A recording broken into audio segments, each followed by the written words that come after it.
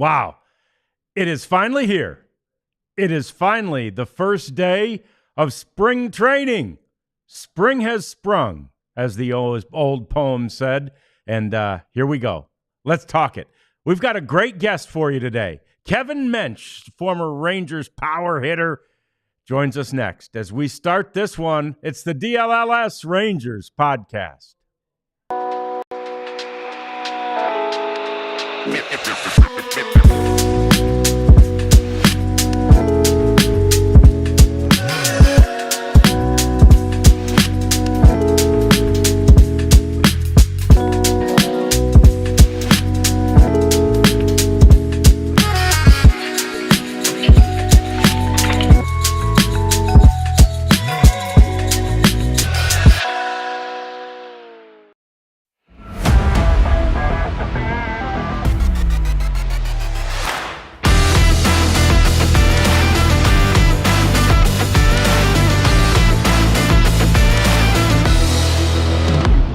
And when we say the wait is over, the Prophet and I, who are in studio today, mean the wait is finally over to get Kevin Mench on the show. Not really. The wait's over to get back to baseball, but we've also been trying for a long time to coordinate with Menchie and get him on the program. You remember this guy, belovedly called Shrek, during his playing days. Kevin Mench is our special guest on the first day of spring training. Menchie, thanks so much for joining us, man.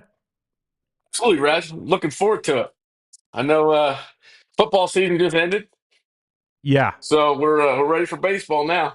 Yeah, so Menchie, and I'm going to give him a chance to be insufferable like his brethren who root for the team that he's rooting for and rooted for are.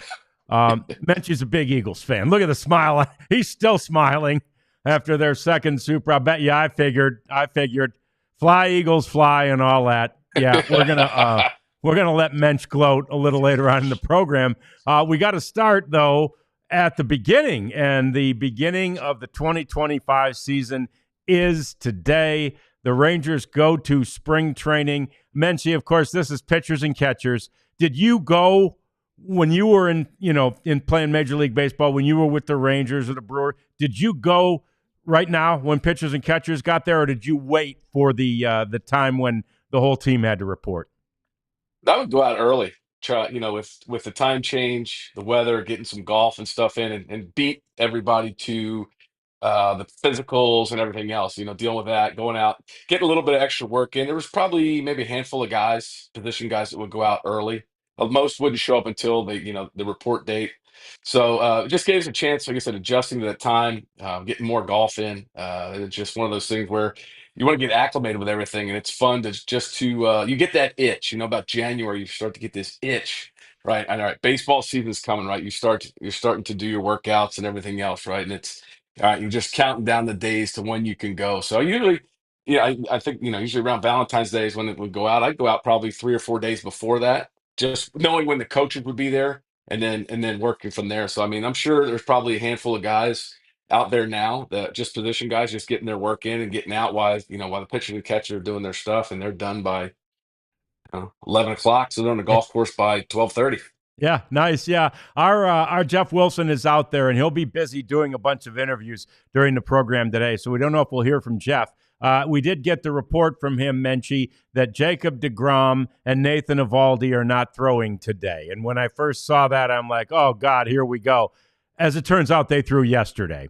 But, if you walk into the clubhouse in spring training and you hear the top two pitchers, the first thing you just hear, one of your teammates, somebody, a clubby, somebody says, yeah, DeGrom and Eovaldi aren't throwing today. Did that hit you guys like, oh, no, what does this mean? Or did you kind of immediately know, well, okay, we're still okay? We're kind of media privy to that. looks at it differently, yeah. Yeah, of course. That's what the media does. They just try and spin it to make everything, it's all bad and everything else. We would know what's going on, especially being out there, you know, because you talk to everybody. You talk to the guys, see how they're doing. They're throwing. We know, and that's the beauty of it. That's why it was hard for me to deal with the media, because of that kind of nonsense that they're just looking for somebody to bite. They're just chumming the water, just trying to see. And and I get it, but at the same time, we are in the mix of knowing what's going on with that. So, would it be a worry for us? No. But when you're out there and you're like, oh, you hear rumblings about how guys are, they're dealing with something here and there. We don't say anything because it's not our business. But then, right, somebody in the media gets wind of it and they just run with, oh God, everything's lost. This guy's done. It's spring training. You're going to have that kind of stuff to deal with. And I think that's especially with the media. I'm sure a lot of guys are kind of shy away from it just because of that. They just look for any kind of soundbite that they can take and run with. So, are you how excited are you if you can quantify it? And I know, with a young family and lots of things going on in your life and the length of a baseball game, you're not, locked in every night on Rangers baseball. But when there's a talent here like, a Jacob DeGrom, how excited are you to see him, potentially be back to, the best pitcher in baseball? I mean, as a fan, that's what you want to hear. You want to hear that he could potentially be, but as a realist, you understand that I don't think what is his max amount of innings in the last 4 or 5 years. It's just right. We get older, our bodies don't handle the stress and everything else. And what they're trying to look for from DeGrom, I think it's just going to be one of those things where are they going to ease him into it? Or are they just going to? I mean, are they going to just throw him out there? Are they going to limit him to pitch counts and everything else? Because I mean, if you're looking at the season, what are you going to do? Are you going to keep him on 5 day? You're going to keep him on a 6 day? What are you going to? How are they going to approach it with him because of what he's been through the last couple of years? They've got to figure it out and see. I know Evaldi's going to go out and give you 30 some odd starts, right? I mean, what are they looking for is from DeGrom? Are they looking for, I don't know, how many starts are they trying to get out of him, right? Just because they know how it is, and then what you have behind him, is Kumar Rocker going to be one of the starters? Is he going to be one of the guys this year, right? So I mean, that's another thing you've got to look at too. These are younger guys now, and they're coming up too. I mean, are you going to kind of limit them, or how are you going to play it? I mean, I know baseball's changed a lot since we were playing. Nowadays, you can go to 6-man rotations if you want, right, and have guys short, right? You have so many guys in the bullpen, you can carry more guys. So I mean, there's a lot that goes into it these days, as opposed to when I was playing. Yeah, and we're gonna get to some of your thoughts about how the game has changed a little later in the program too. Let's take a look at Kumar Rocker's bullpen session from today, and this early in camp, Menchie, we're basically just trying to get loose, right? I mean, there's not much accomplished relative to how you're going to be on opening day on day one, right? No, because you don't know. I don't know if he went and played winter ball. I don't know if he just shut it down for there's so much that goes into, a guy's off season, and everybody's bodies are different. Some guys come out firing right away. Other guys kind of build up and will be ready, opening day, really type of thing. So it really just depends on everybody is so different. That's the beauty of baseball, of how guys are. But I know a lot of that stuff of how pitchers are these days translate back to when they were 15, 16 years old pitching in high school, right? Of how their arms are set up. I mean, you can't have a guy throwing, you know, 4 or 5 innings in high school and 100 pitches, and all of a sudden you're expecting them to throw 150 and be able to have longevity. You can back off, I think, but I don't think you can just get guys to throw longer. I mean, granted, there are anomalies. I mean, look at Nolan. Nolan was able to do it for 27 years, right? So Yeah. you're not going to see Nolan Ryans anymore. So, I Yeah. mean, it's just a lot more that goes into it other than what you're seeing first day. And it's different too, Rads, as far as the stress that you have throwing a bullpen in spring training as opposed to being at Yankee Stadium in front of 60,000 people. The stress level goes up, the butt gets a little bit tighter, and the body goes through things that you can't really prepare for during spring training. So show Prophet. Let's show the Kumar Rocker when he was throwing today, and Menchie. I wonder when you see this guy, big, strong guy. Dad played football in college. Do you think? I mean, is he an imposing figure on the mound? Big. What is this? 6'5". Look at him.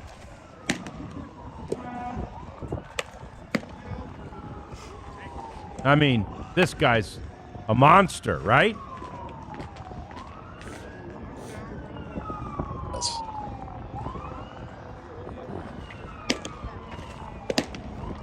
From this angle, looks like he hides the ball pretty well.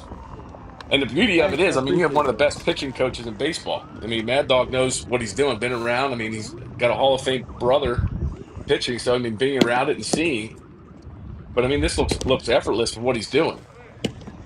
Yeah, and he's got a wicked slider too. It looks like it from where that arm action comes from. It's not. It looks like it's kind of a lower where it started. The harder guys throw, and the later you pick it up, the harder it is to hit.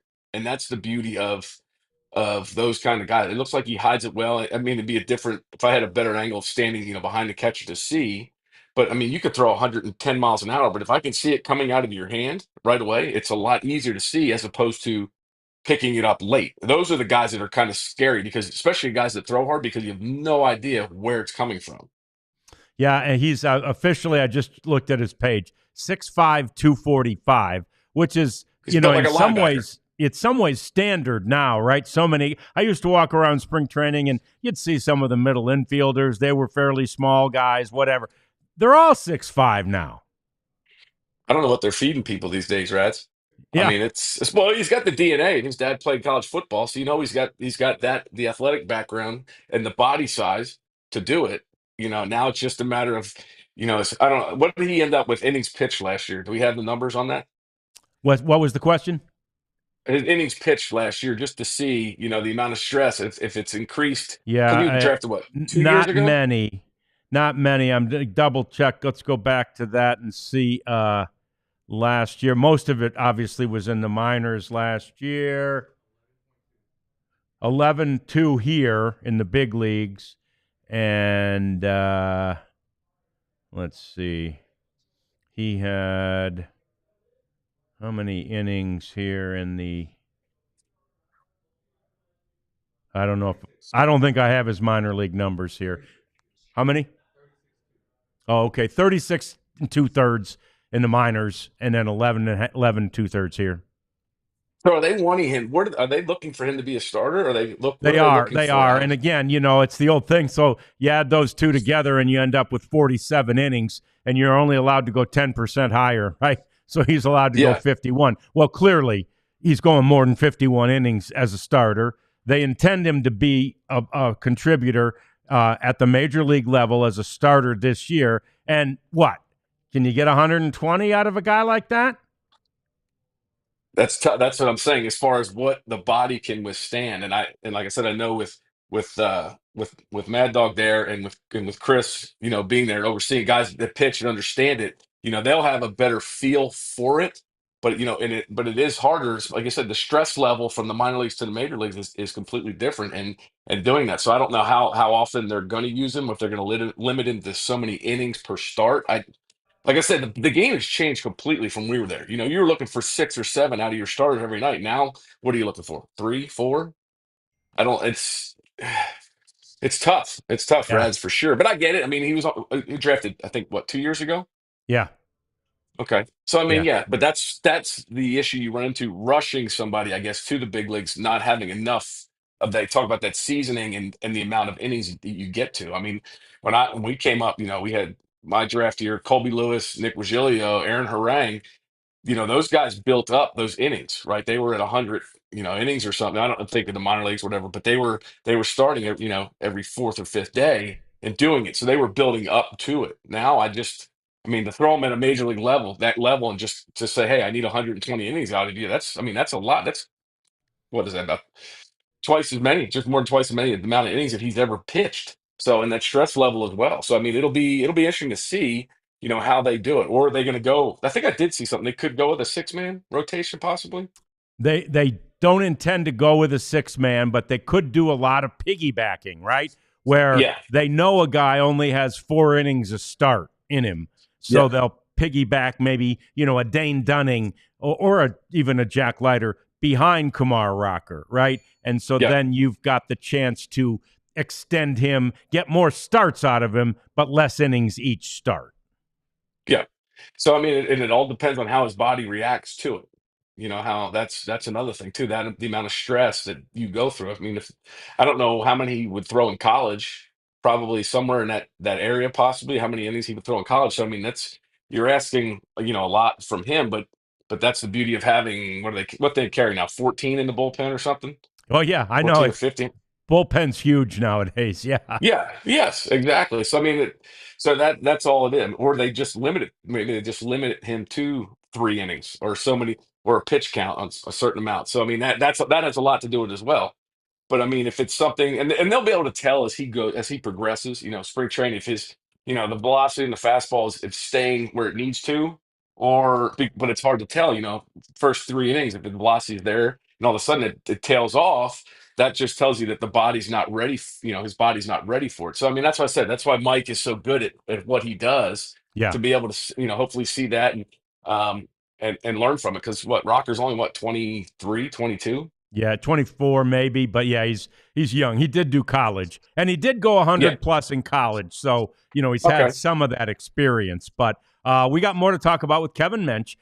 He is the guest all show long. We're thrilled to have him. We'll talk about the other Vanderbilt guy, Jack Leiter, when we come back, and talk lots more with Menchie about the state of the game of baseball next on the DLLS Rangers podcast.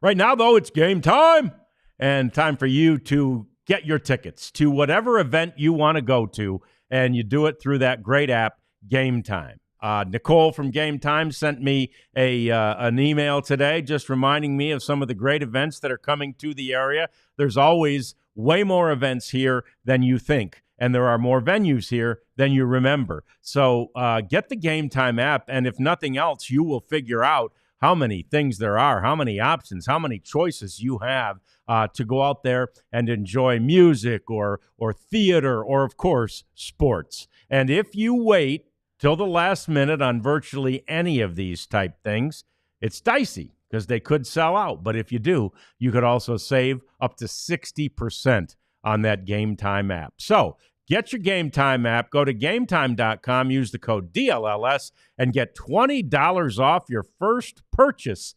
That's at Game Time. Also want to tell you about the great Shady Rays product that I like so well. I've gotten one pair. I'll definitely be getting more because I like so many of their styles. As I've gone through the process of trying to return my pair for my pair of glasses for a repair, I've just been looking at the site and seeing all the glasses and all the styles and all the designs. I've noticed they've got merchandise too. So all pretty cool stuff. You need to avail yourself to some Shady Rays. It's easy to do. You go to shadyrays.com and you just basically, it's like going to a Subway type deal, right? You pick the frame, you pick the lens, you pick the color, you pick the polarization, and boom, you've got a pair of glasses that they make for you. They do have prescription glasses available as well. They're fantastic. So go to shadyrays.com, get your polarized sunglasses with the code DLLS for 35% off. Day one of spring training in Surprise, Arizona, and there is good news for the Rangers, Menchie, in that just today, the the mathematicians in baseball, those guys, the sabermetricians, their group has announced that Bruce Bochy is the winner of the Roland Hemond Award, and that's a big deal. He'll be presented with that award when the event is actually here this year. It rotates. It's here in the DFW area in June this year, and so let's start with Boch, Menchie. Did you cross paths with him? Did you play for him anywhere? No. What do Just you played know against about him. him? What do you think about him as you've watched him over the years and certainly watched him here? I mean, he wins. He knows how to.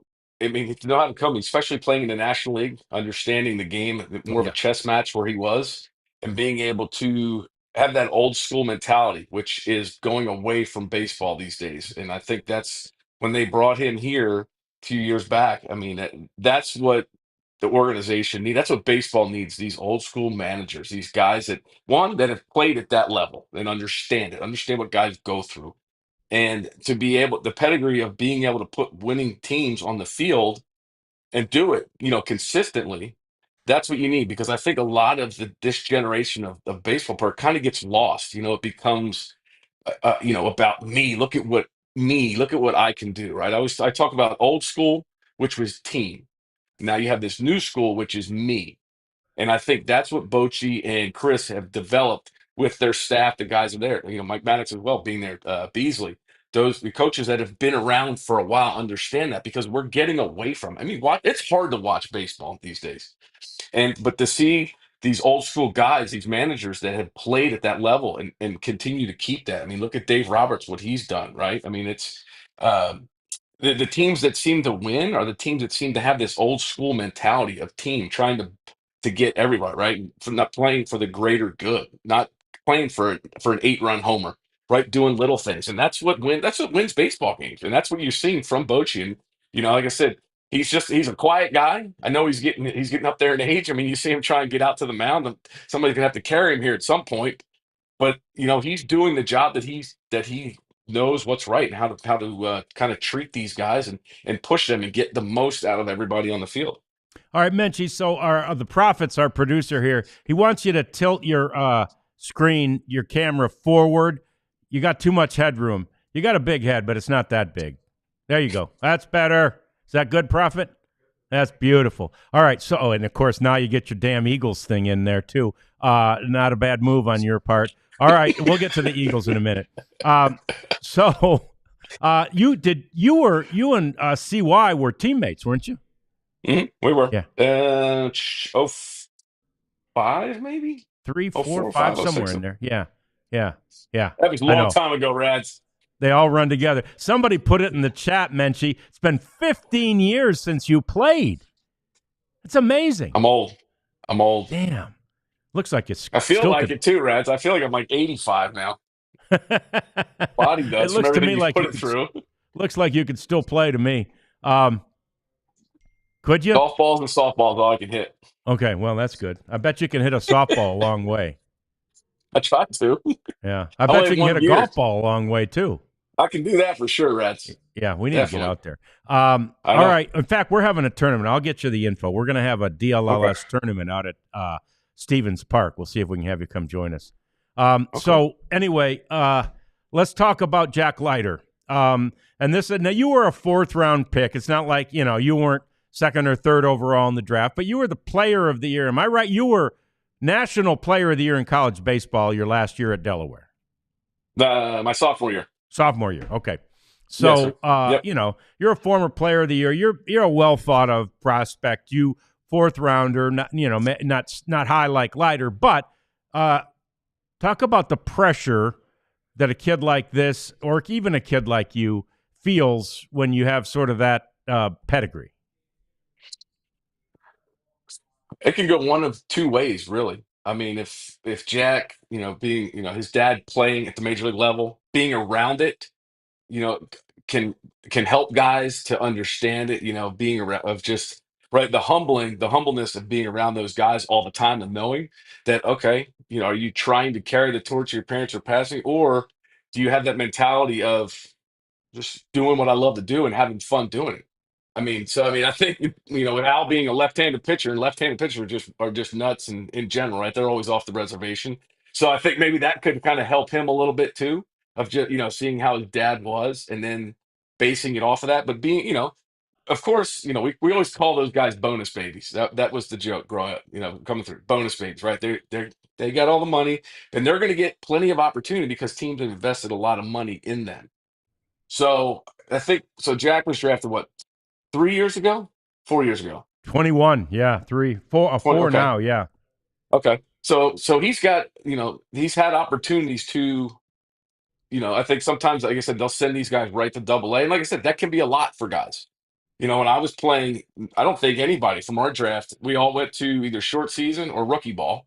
Yeah. And then from there, after that year, just because you're playing more baseball on top of your college schedule. So you played, I think, another 60 games on top of your 50. So you were like 115, 120 or so, right? So your body gets used to it. And then they were able to see where guys would go. And the college guys, of course, are sent usually to short season, and the high school guys were sent to um, rookie ball. So I think our year, the high school guys I think that we had that were before me was Hank. Hank was the pick right before me in the 3rd round. So they sent Hank to Port Charlotte for that, and then we had instructional league, and then they kind of separated from there. I went, and then the next year I went to went to Charlotte, and Hank went to Savannah to get them their first full season of minor league baseball. So I think sometimes these guys get rushed to the big leagues or up to Double A, and that's usually where you make the jump, Double A to the big leagues. Triple A is kind of your holding pattern type of thing, right? Your prospects are going to go to Double A and make that jump. So, and I know I was looking through the stats with Jack. I know a couple years in Double A, didn't have very good numbers. A lot of that can do with the team around you, right? So I mean, but that can have a psychological effect on you, right?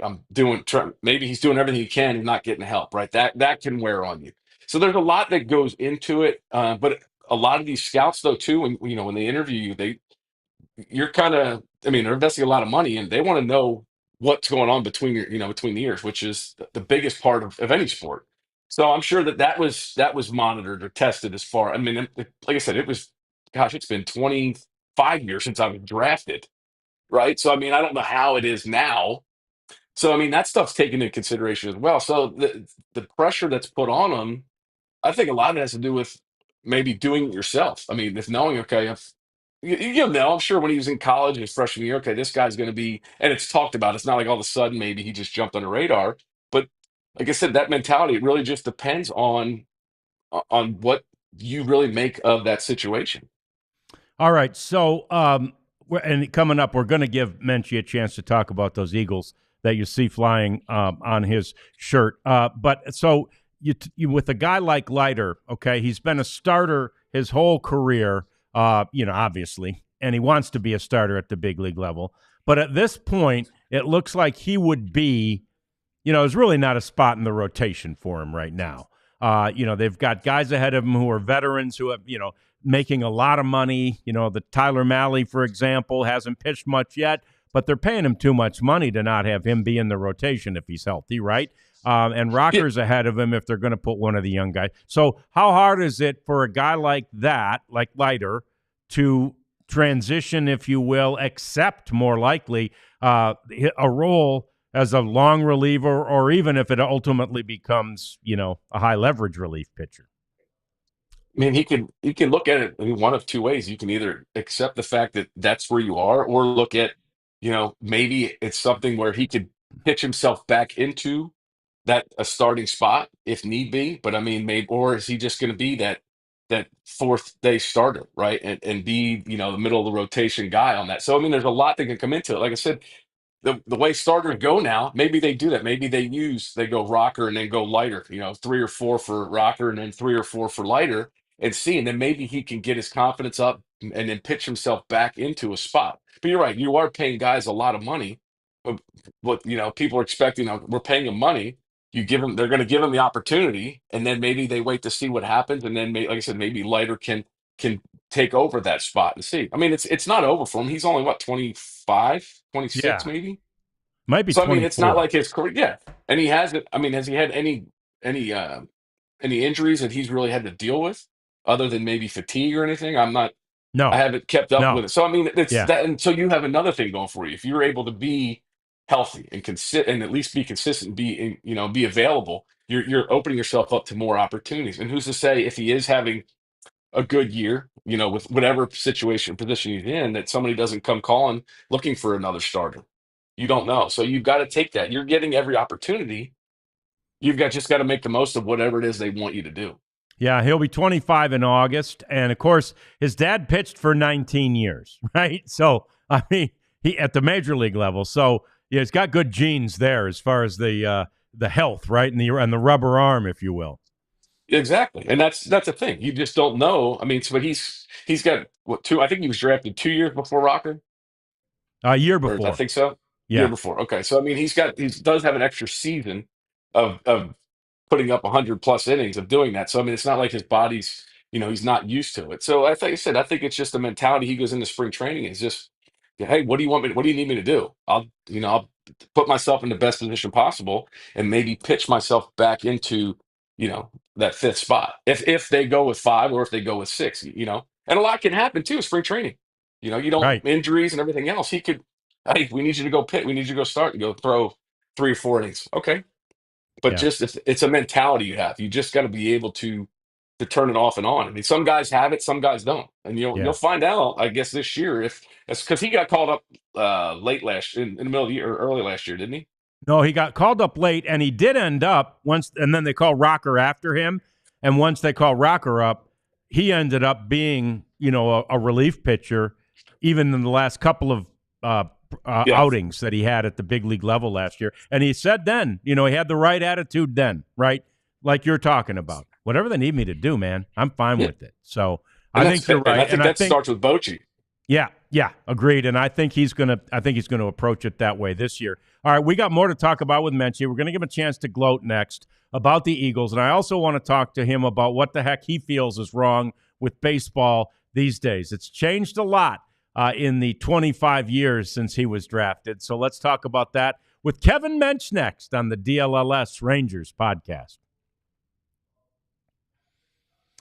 This, though, is an opportunity for you to spend only $75 of your hard-earned money to get something that is, I think it just looks like it's worth way more, right? It's a piece of neon. It's neon that could be behind you wherever you sit in your office, or here we could have one, or in your man cave or in your sports room. But anyway, it's a piece of neon that would be with your favorite college or university's name emblazoned on it. That's what Saturday Neon has.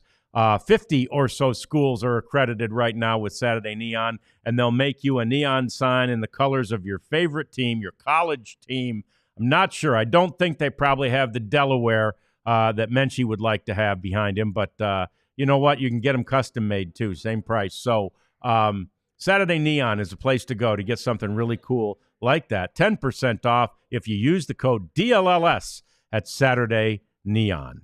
And the other thing that will help you adorn your sports room, your office, or your man cave would be things from FOCO, because they have all kinds of merchandise that's available. Hats, of course. Shirts, of course. Sweatshirts, of course. Overalls, we've talked about a lot, right? All kinds of wearables. But some of the stuff you see behind me is stuff that they have donated. I will say this, that pair of cowboy boots, that slick-looking pair of cowboy boots behind me, I donated those. How about that? Those were from my son's collection, actually. He didn't wear them very much. They look good, though, don't they? But some of the stuff you see up there is from FOCO, and you should get yourself some, because it's really good quality stuff, and it's fun. It helps you show your allegiance and your love for your team. So, simple. Go to FOCO.com.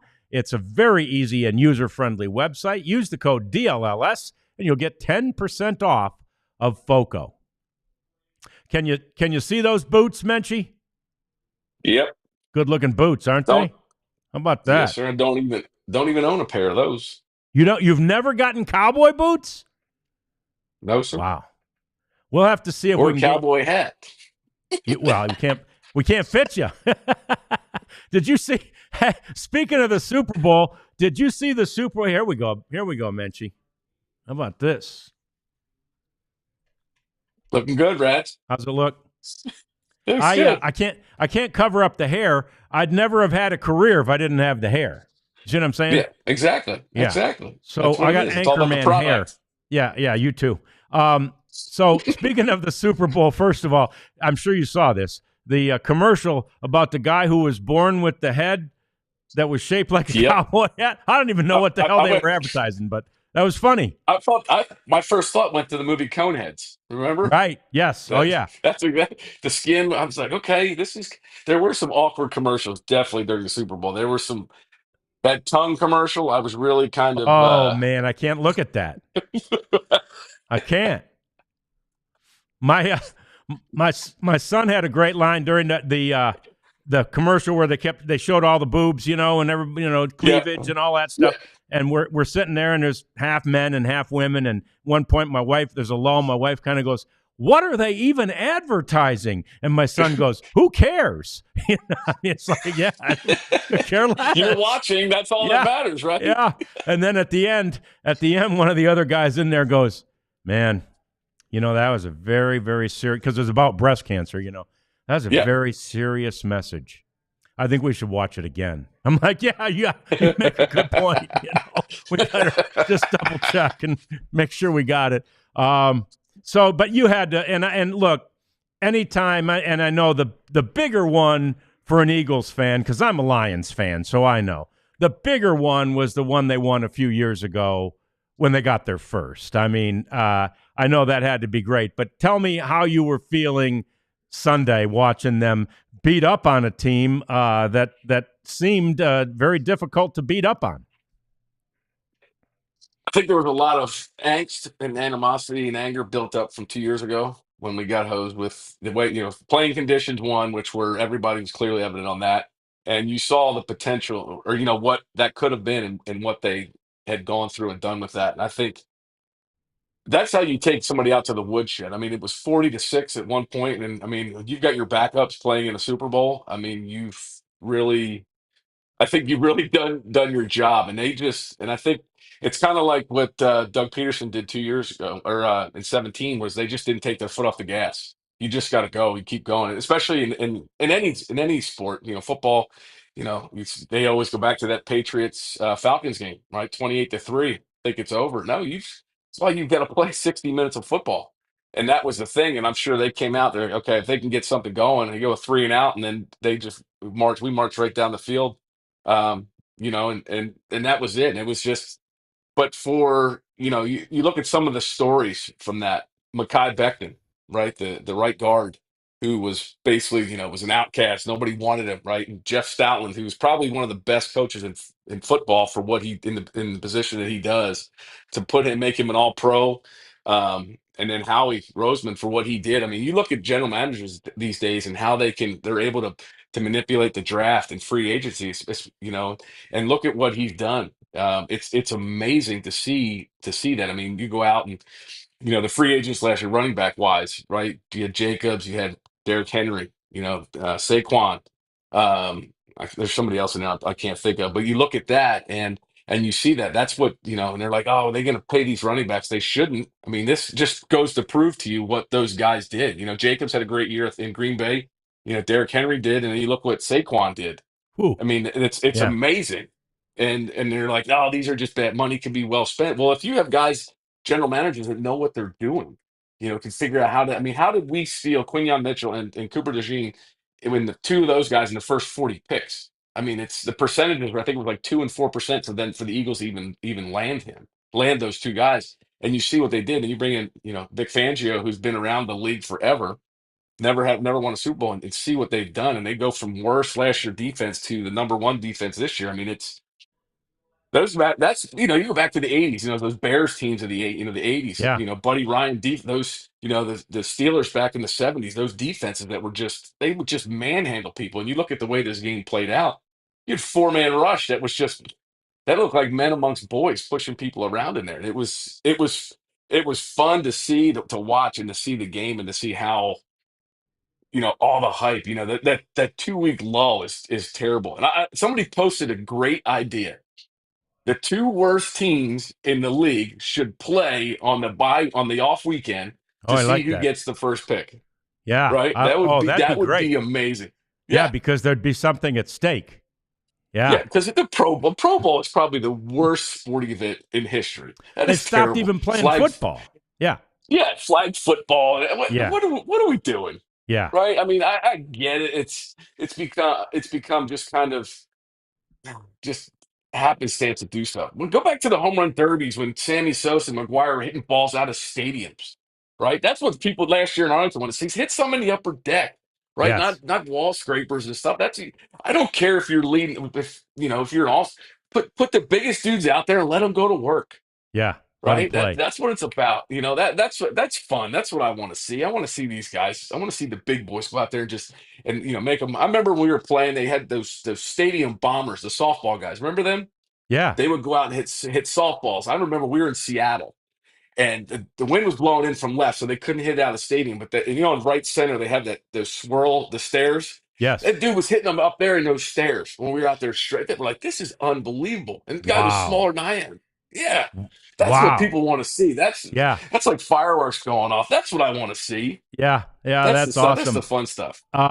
So let's talk about the game of baseball. Slightly more big picture here.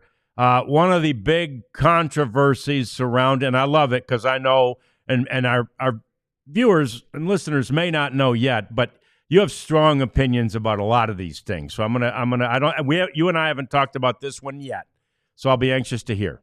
There's a lot of people out there saying what the Dodgers are doing, spending the money that the way they are, having more money than most teams, exceeding the luxury tax every year by a bunch, is ruining the game. Your thoughts? You're gonna get me on my soapbox for this. I know. I That's what think I it love. is too. Okay, so let's go back to when I was playing Reds, right? They had the luxury tax. The Yeah, money was going to the smaller market teams, right. correct? But the problem was those teams weren't spending it on talent. The owners were pocketing the money. So these guys, so if you're not, if so, what were they doing then? And so you weren't creating any kind of parity, right? There was no.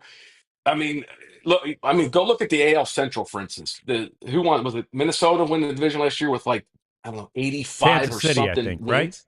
Okay, with like yeah, there are not a lot of. You look at that division. It's like it's a mediocrity division, right? They just play to get to the playoffs. I mean, you look at the 100-win teams are in the West and in the East. It's almost as if they don't spend the money there just because they're small market teams, but I think you've got to cap it. You can't let teams just continue to spend. Let there be some parity. Let teams that don't have that really don't have a chance kind of compete and go get these guys.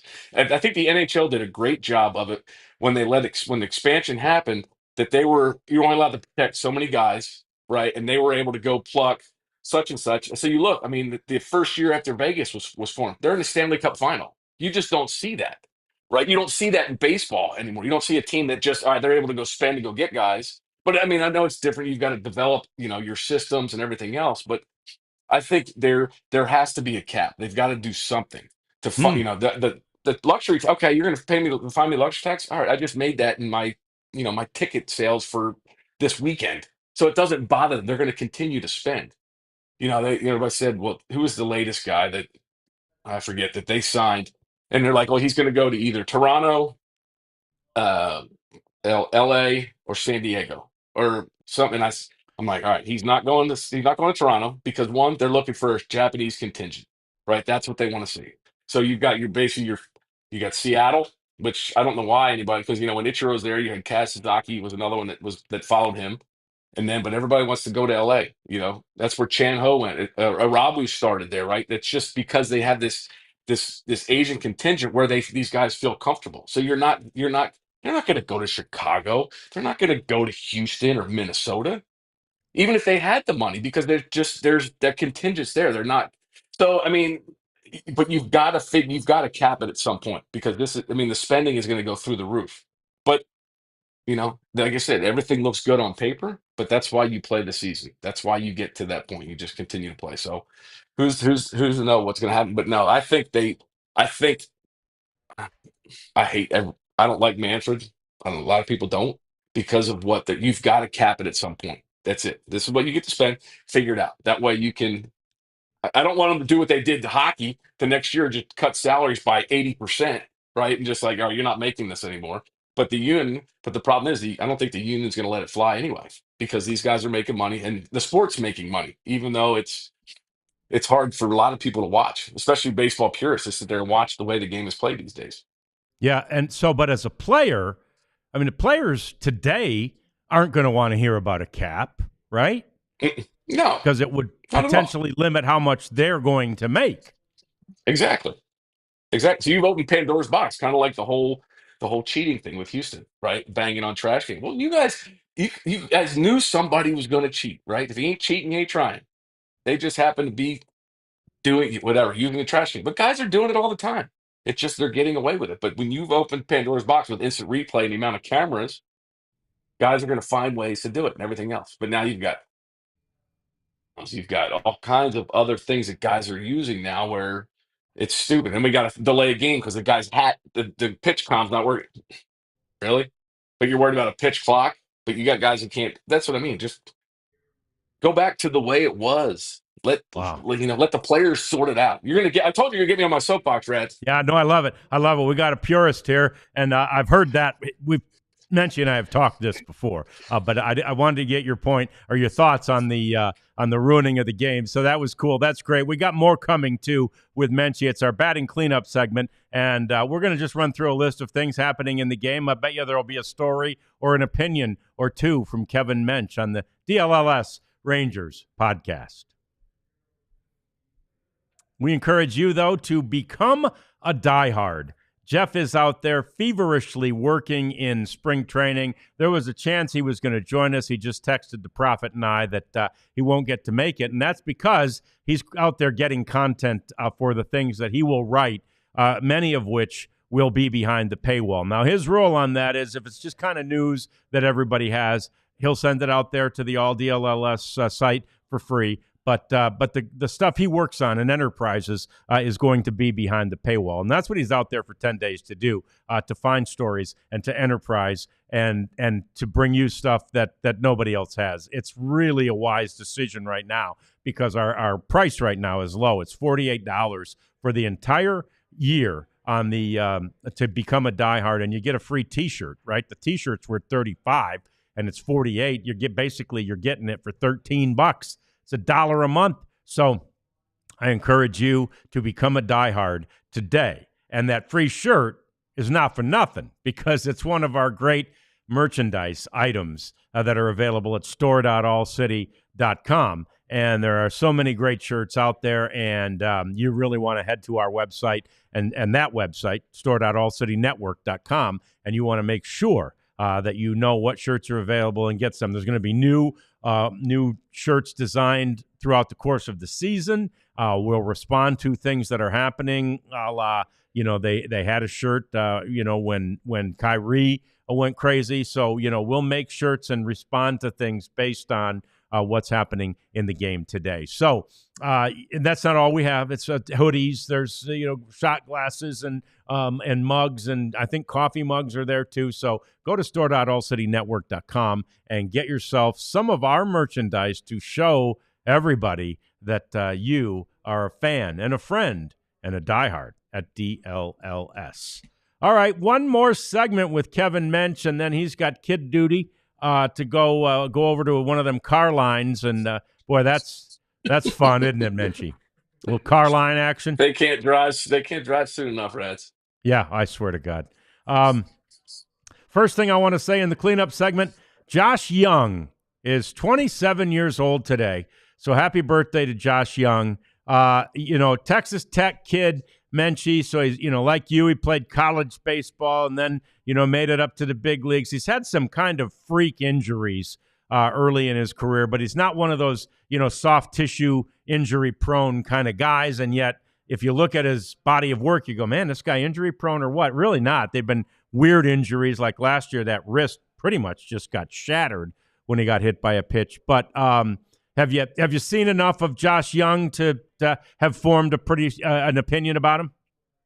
He fits well. It fits well at that ballpark. Fits well in that lineup with the kind of mentality he has. He's not flashy. Just goes about his business, and that's like I said. I think that's the culture that Boch creates, right? It's not about you. It's about this team collectively. All those guys, Seager and Simeon, all those guys, and that's what they want to do. That's what you're trying to create. That's what wins baseball games, right? The guys that play together, play well together, right? You're going to fight for each other, and that's what you got. You want hard, gritty blue collar baseball players. Guys are getting dirty, and he's one of them. Yeah, he's awesome that way. And so he's 27, Menchie. And when you're 27, think back to that. I would think, and you've been in the league for a little time, A, you feel pretty old, but B, you still feel pretty invincible. At 27, are you kind of thinking, hell, this gravy train's never going to end. Let's keep it rolling. Or what were you thinking? Do you remember? Just one of those things. I go into the offseason and just see how I felt and went from there because you're right. Your body it breaks down as you get older, especially and I think some of it had to do with the heat. Now they're playing inside, but you're playing on turf, and I'm not a fan of turf at all. I love natural surfaces, and to me, baseball's meant to be played outside. I've always any sport's meant to be played outside. I mean, the element. I mean, look at football. Look at the Eagles and Rams game played in the snow. You're as a kid, that's what you want. You want to be playing in the snow, right? Baseball. I want to be out if it's raining. I want to play in the rain, right? That was the best part. So I mean, it all depends on on how how your body reacts, and you can't help freak injuries, especially that soft tissue stuff. Yes, but our bodies are meant to for so much work and carrying. If it's not one of those soft tissue injuries, and it's just something that you deal with it and you move on from it. But like you said, it's just a thought process that you have. You keep going, but you see how, but they just continue to throw money at people these days. And like you said, that's the players aren't going to just say, yeah, no, put a cap on it because it's going to hurt them. No, they're going to go out and see. But one thing you do see a lot of, you don't see your Cal Ripkins, your Tony Gwynns, your Mike Schmidt's playing for one team for 20, 15 years, right? So now you've got to go out and buy jerseys and buy, all right, Rads, you got traded. All right, now I got to go buy, wait, that was my favorite player. Now I got to go buy another jersey, somebody else. So I don't know if the loyalty sides with the ownership or with the player. I mean, there's a lot of both, but some guys will take a hometown discount to stay and be a part of it, a part of an organization. But there aren't any more guys that are doing that. I mean, I'm trying to think of the last guy that played his entire career with one team. Ah, we're going to talk about him next. Clayton Kershaw has signed up again with the Dodgers, and of course, a local kid. Have you crossed paths with him in the off seasons here and stuff? Good kid, isn't he? No, just when we were playing. Yeah, I Oh, talked to him when they were here. I think was it last year, 2 years ago. I don't remember. My days all run together, ads. yeah. But I saw him, and then I got a chance to talk with him just briefly. He was headed out. So I get a chance to go up there. And that's what I do when I go to the ballpark. I'll go see some of the guys that are local. There's a Keller kid who plays there, Max Muncy. Yeah. So my kids go to Keller High. So that's where he went. The chance to see him. He lives down the street over here. So I mean, I get chances to see the guys that are around here. Um, but yeah, it's hard. And I didn't think about Clayton. He's probably the last. He'll probably be the last Might one. be. Might be. Yeah. Yeah, and a three-time Cy Young Award winner. And, there's a part of me, and I can tell by the way you said it, Mench, a huge part of you that feels like that's just awesome, right? Yeah. That someone is going to go their whole crowd. Of course, I'd love to have seen him here. It'd be fun. But it's awesome that his whole career is going to be with one organization. Yeah, and I mean, that's the loyalty. You get. I'll take a discount to be just because I want to be here. To help out. I don't know what year this is for him, being in LA, but I mean, he'll probably be the last one to do that. And it's, some guys, that's just they're comfortable there. They've established roots there. I think Clayton comes back. He might come back here in the off season, spend time here, but. He does. I mean that's okay. Yeah, so I mean I know he lives in Highland Park. So I mean that's just the thing of that's a thing of beauty, right? I get to see my favorite player my entire career or my time growing up. Yeah, you were my favorite player. Well, then you changed teams. Oh yeah, I chased. I went after the money as opposed to being there for because I always tell people the fans aren't there for us. We're there for the fans. And if you're leaving, what do you tell them? Some people don't have the choice. They get traded or whatnot. But but it's hard to see that. Those guys that just stay in one spot is just. I mean, you think of all these guys. Next year, I think Ichiro's going in, or he's in. He didn't This finish year, play his yeah. whole career in Seattle, right? So I mean, that's the thing. It's hard. You're like, no way. I couldn't believe that he was there. Right. Played. I don't think in any sport anymore. God, you're seeing that. No. No, you So don't it's see it. tough. So But you faced Kershaw? I don't think we ever did. We never crossed paths playing wise. I don't think. Okay. I don't I think was we wondering. played LA. We didn't play when we were here. We played LA. Um, I don't even remember. I don't think we have. I'm sure you can find it some baseball Yeah, we reference or could. something. I could look it up, but we'll keep clicking these things off because I know the next one is stories and stuff for you, memories for you too. Ned Yost is coming back to the game. He retired, I think maybe back in '19 after he led the Kansas City Royals to the World Series 2 years in a row. Of course, they won. That was a team that Chris Jung was on. He's coming back to the Royals as like a special assistant, Menchie, but. He managed you in Milwaukee, right? Yep, for 2 years. What do Good you old Ned. remember about Ned? Just he's a fiery guy. I mean, you saw him on the baseball. He played, I think, with the Angels in the big leagues for a Yep. while. So I mean, seeing he had that mentality as well. He's an old school guy. Um, we got one. He and Johnny Estrada got into it in 2007 in the dugout. I mean, he wasn't backing down from anybody. But I mean, it's good, catcher. He was just, but he had that mentality. Catchers that it was an old school guy. I think our coaching staff we had at one point was we had Dale Swain, Ned, Robin Yount was my bench coach. I'm trying to think, Jim Scales, my hitting coach. Old school guys. I mean, that's the stuff. So I think he'll bring that mentality as well. I mean, Kansas City had a great year last year as well. So I'm surprised, for him to come back and do that. I know, he's a big, and he was with Atlanta for all those years too, right? Sure. In the Yeah. '90s, yeah. Yeah. So I mean, he's got that pedigree of winning. So I mean, and it's just, but he's a fiery guy, fun guy to be around. Always had a smile on his face, always joking. But that's the good. Those are the stuff he's sitting. That was the beauty when I was in Milwaukee in '07, hearing the stories, '06 and '07, hearing the stories from those guys of the '80s and everything. So those were fun, just being around those old school guys and hearing that. And it's funny, Raz. Jim Tomei came out to our golf thing last year, 2 years ago, and we talked about, he's the president now of the alumni, Major League Players alumni. Since Brooks passed, he's taken over. But he said, Menchie, he goes, I go to games. He's walking around the batting cage and everything, and people don't know who he is. He's like, I go, how do people not know who you are? For one, you're imposing. Two, he has the biggest smile on his face when you see him. He's always had a smile. I remember meeting him here. Rocker introduced him. He's like, came over, a huge smile, just down to earth guy. Guy you want to be around. He had that personality. And kids, these players are, who is that? You're thinking, wait, you're going to be a retired player someday. This is the president of your alumni, and you have no clue who it is. What are we teaching? What is getting lost in this whole process of baseball itself? Do you not know who these greats are?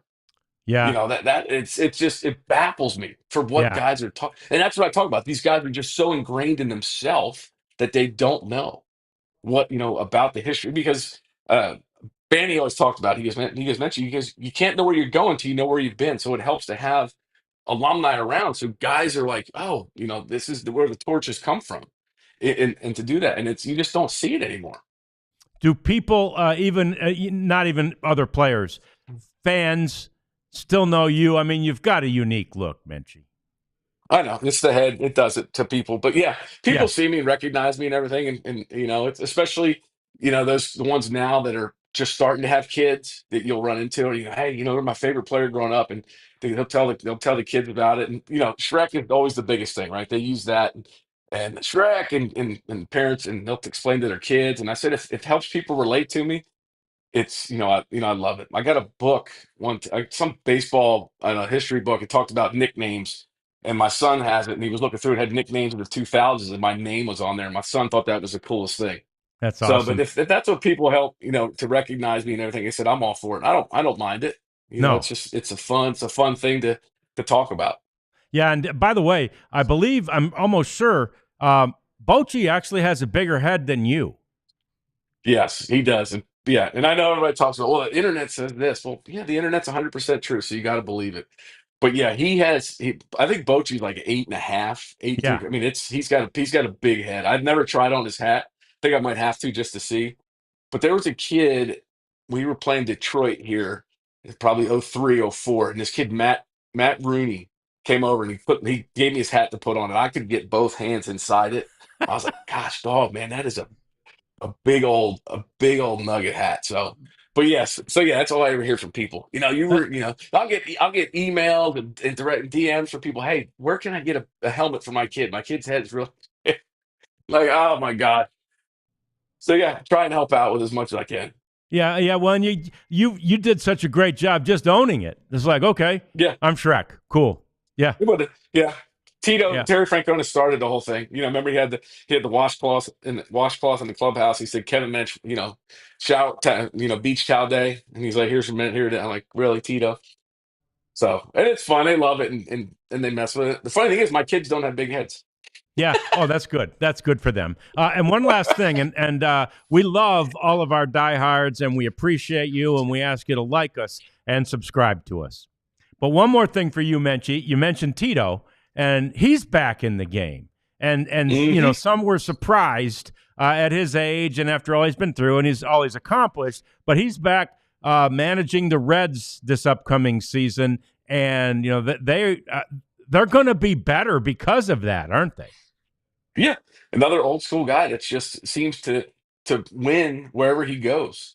I knew, for health reasons, if he stepped away from the game, but I guess he couldn't get away from it for too long. So, gosh, I've known Tito, 25 years when he was managing the Phillies and I was at college. His third base coach, John Vukovic's son, was at Delaware with me. So, I mean, I've known Tito forever. And then, have him be my bench coach my first year. And just, the relationship we've had throughout, it's a great thing. But like I said, he's another guy, played at the big league level, right? Knows what it takes, knows what guys go through and can win. I mean, he did it in Cleveland, he did it in Boston. So, I mean, it's one of those things where, to be able to do it, and like I said, with what he has I'm not sure with the talent-wise what he has in Cincinnati, but it's definitely going to make it about team and not about individuals, for sure. That's awesome. Mench, I can't thank you enough for doing this, and I'll reach out. We'll see about getting you in that golf tournament in April, and we'll get you in studio one day, too. It'd be fun. Absolutely. I appreciate it, Reds. I appreciate you. Kevin Mench, our guest on day one of spring training. Great memories, great stories, great guy, and lots of news happening out there in Surprise, Arizona. So make sure you keep tuned in to your social media channels because Jeff will be posting all of it. We'll be back. He'll be here. The schedule will permit it tomorrow. We'll be back at 2 o'clock. Jeff will be alongside. We'll have lots of news and the very latest updates from everything that's happening with the Texas Rangers in Surprise, Arizona. Thanks for joining us today. We'll see you again tomorrow on the DLLS Rangers podcast. We all silly like the mayor.